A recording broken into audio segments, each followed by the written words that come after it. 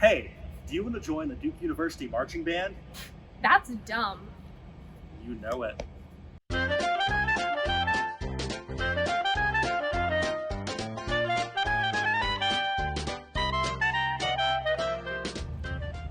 Hello, my name is Jordan Reeves, and I'm one of the drum majors of Duke's band.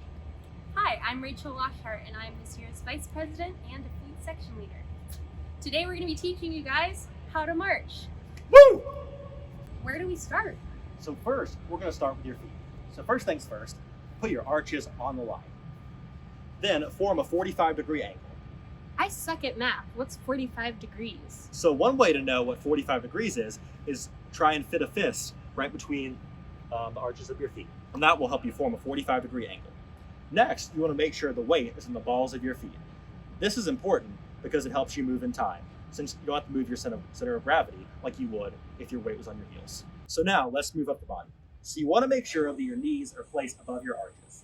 And then you want to make sure that your hips are placed above your knees. Now you need to keep your hips in line because they've been known to lie before. I'm on tonight, you know my hips don't lie, and I'm starting to feel it's right. Jordan, why the heck would I care about my posture? Isn't marching band about moving, not standing? That's a great question, Rachel. Good posture actually helps us when we're playing and moving. First of all, having good posture helps us march cleanly, which helps us look good when we're moving. It also helps us play better. It helps you move air steadily, more efficiently, and helps you get more air. It also prevents what you call feet in your sound, which means when you hear movement when you're playing.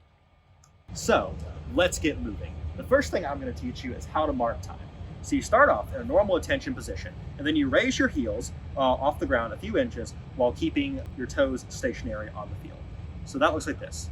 1, 2, 3, 4. So, why do we do this? One is to help keep tempo in our feet.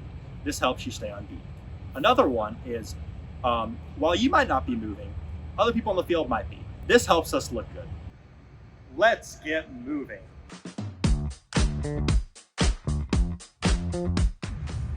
So now it's time for you to learn how to forward march.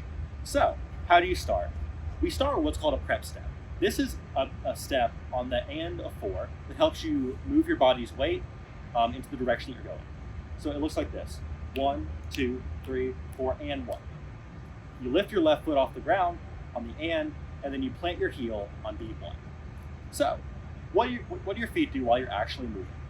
We use what's called a roll step, which basically you roll your feet as you're going. You can use the toothpaste analogy, which basically means you imagine it's a tube of toothpaste here, and you're trying to squeeze it all out like this. So Rachel, do you want to practice? Sure. 1, 2, 3, 4 and 1. Perfect. All right, Rachel, it's time for you to get moving. Let's go. Let's go. 1, 2, 1, 2, 3, 4, and 1. 1, 2, 3. Whoa, Rachel, Whoa. what's going on there? Oh no. So I forgot to tell you one really important thing about marching, which is what to do with your knees. So your knees cannot be perfectly straight, because you'll look like a toy soldier and you will fall down, like Rachel did. Your knees also should not be bent, because you will look like you're high stepping, and that's also not good. So we have a bent knee marching technique here at Duke, which means it's kind of like natural walking. Your legs are generally straight-ish, but they're not locked and they're not completely bent. So let's try that again.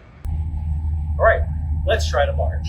1, 2, 1, 2, 3, 4, and 1, 2, 3, 4, 5, 6, 7. Jordan, how do I stop? That's a great question.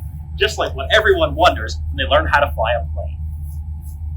So, to stop, we use a technique called post and close. Essentially, this means that you post or dig your toe into the ground at a slight angle on beat 4, and then bring your left foot in on beat 1. So, let's try that out. 1, 2, 1, 2, 3. Post and close. Perfect. Jordan, how do I know what size step to take? That's a great question. So if you haven't noticed, we're on a football field. And in case you don't know a lot about football fields, each of these spaces between the white lines is 5 yards. And so, a good rule of thumb, and what we use when we're a lot of our marching and when we're learning how to march, is 8 to 5 step sizes. Essentially, that means that you use 8 steps to move 5 yards. Now, what that means is when you're halfway, across 8 yards, you're on beat 4, you should be right here. So it's important to remember to take even sized steps. So let's try this out. 1, 2, 1, 2, 3, 4, and 1, 2, 3, half. 5, 6, 7, post and close.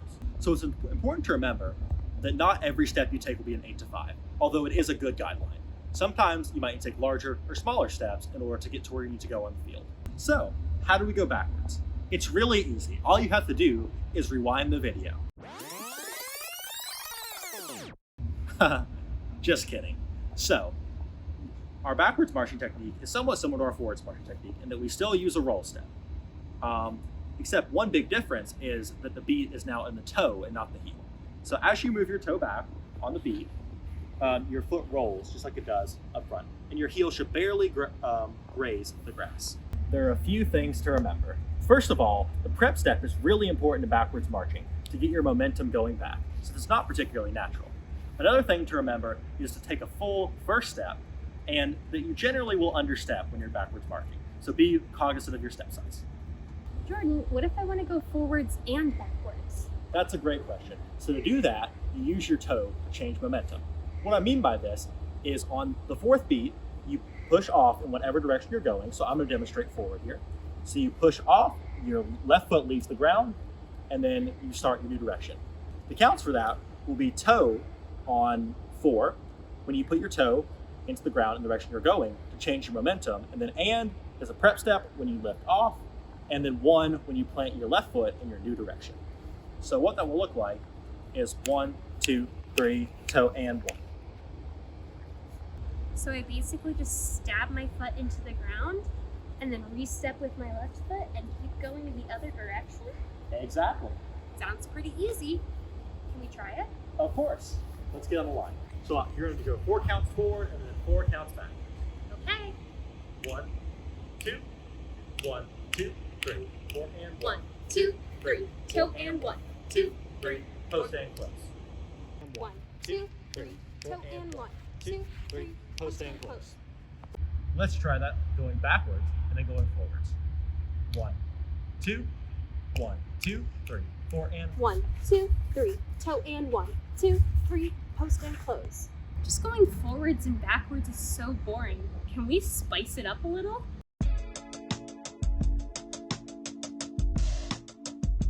Yes, Rachel, that's a great idea.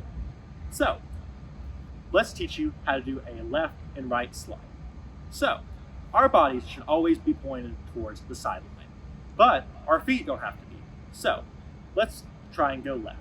So, you're going to want to turn your feet all the way to the left, then you want to turn your hips at a 45-degree angle, and then you want to have your shoulders at a 90-degree angle facing the sideline. And then you just forward march in that direction. Are you ready to practice? Sure. Let's try it. 1, 2, 1, 2, 3, 4, and 1, 2, 3, 4, 5, 6, 7, 8. So it's the same way as a forward march. Just remember that when you're closing, you want to point your toe at the normal attention position. As you close, return yourself to a normal set position. So let's try that, Rachel. Let's go to the right this time. Whoa. 1, 2, 1, 2, 3, 4, and 1, 2, 3, 4, 5, 6, 7, post and close. So now let's practice going into left and right slides from a set position. So let's say you're going into a left slide. So what you want to do is move your left foot on beat 1 like this. Then, as you continue to march, on beat 2, you move your right foot in, and then you're going. If you're going to the right, it's a similar concept. You move your left foot first, and then your right, and eventually your right foot will follow, and then you're set. And we always keep ourselves facing towards the audience, right? Because that's who's here to hear us. So one thing to remember is that marching band is not a contact sport. You're not marching alone. You're marching with a bunch of other people on the field, which means you have to look around and guide, because your dot is not always the most important thing. The form is. 1, 2, 1, 2, 3, 4, and 1, 2, 3, 4, 5, 6, 7, post and close.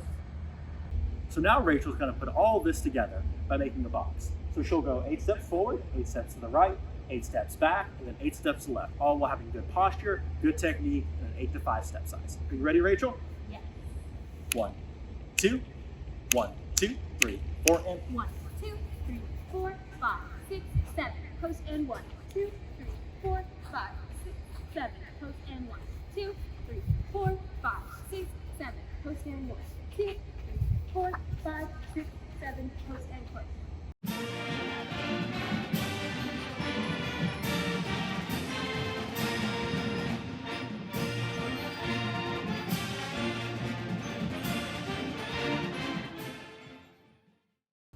Hi guys, welcome back to my channel. Drop a like, subscribe, comment, and tag 2 of your friends in the captions for a chance to win my free giveaway.